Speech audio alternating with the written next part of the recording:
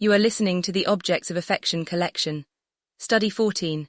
Robert Ebendorf, Found Objects, Philosophical Objects and Post-Luxury Conceptual Functional Art. The Alchemist's Ethos. From chaos to conceptual functional art, Robert Ebendorf is not merely a jeweler. He is a master of assemblage whose lifelong practice serves as a potent case study in post-luxury conceptual functional art. P.L.C.F.A.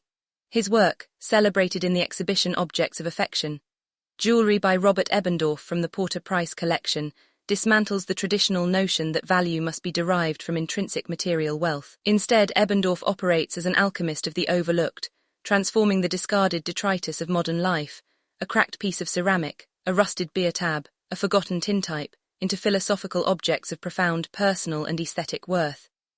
His enduring statement, "My work has been and is about making order and beauty out of chaos," encapsulates his artistic ethos, to find intentional design and conceptual meaning in the non-precious, offering a critique of consumption and the planned obsolescence of goods.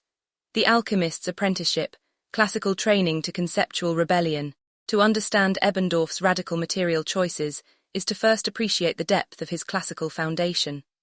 This major figure stands upon deeply established roots, grounding his unconventional role in an impeccable academic and international pedigree. His story begins far from the elite gallery scene, rooted in the American Midwest where he was born in Iowa. His formal training was rigorous and foundational, metalsmithing studies at the University of Kansas, followed by the highly influential Cranbrook Academy of Art. A pivotal moment in his development was receiving a Fulbright scholarship to study in Norway in 1963, immersing him in the crisp, reductive aesthetic of Scandinavian modernism. This early exposure to technical mastery and clean, intentional design laid the perfect groundwork for his later rebellion. He mastered the rules only to intentionally break them, trading precision for narrative.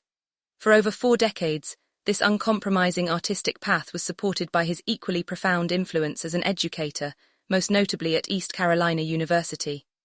This dual role, artist and mentor, provided him the creative freedom to consistently demonstrate that art can be made outside of commercial constraints, challenging an entire generation of students to reject traditional luxury and embrace the philosophical object.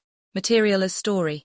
The ethical provenance of the found object Ebendorf's process is centered entirely on material as story. Unlike traditional jewelry, which prizes materials for their rarity or market value, his practice elevates an object based on its ethical provenance, the history it already carries. He is a self-proclaimed gleaner, with his studio practice beginning on the street or in the dumpster. This act of finding and reclaiming is not just an aesthetic choice, it's a moral one, reinforcing the value of narrative over material wealth. The topography of found history, the history contained within Ebendorf's materials, is palpable. His early Portable Souls series, for instance, integrated tintype photographs, ghostly images on metal, effectively capturing and preserving fleeting memory within a permanent form. Later, he incorporated pieces of animalia, squirrel paws, bird beaks and crab claws into his Lost Soul, Found Spirit series. These additions are jarring, yet mesmerizing, forcing the wearer to engage with themes of mortality and the organic cycle of existence. His jewelry functions as a functional vessel for collective history, making the act of wearing the piece a commitment to stewardship over ownership. Utility as concept, irreplicable craftsmanship and intentional design. The functional form of Ebendorf's work as a brooch, a necklace or a bracelet is what grounds its conceptual weight. He does not rely on branding. His works embody debranding as authenticity. The utility as concept is expressed through the rigorous, traditional metalsmithing skill he applies to his non-traditional elements. He pairs fragile, ephemeral materials with precious techniques to ensure they endure for generations. The alchemy of juxtaposition and haptic memory. Ebendorf's signature technique is his aesthetic juxtaposition, a masterful act of visual alchemy. By placing a rusted bottle cap next to 18-karat gold, he creates a new framework for luxury defined by irreplicable craftsmanship. The contrast ensures the viewer focuses on the intentional design and the artistic skill required to marry such disparate elements. The resulting piece, rich in texture and complex in narrative, encourages haptic memory, a deep, tactile connection between the wearer and the object's layered history. The custodian's pledge and the legacy of the visionary. The legacy of Robert Ebendorf is preserved not just in his finished pieces, but in the curatorial philosophy of his collectors.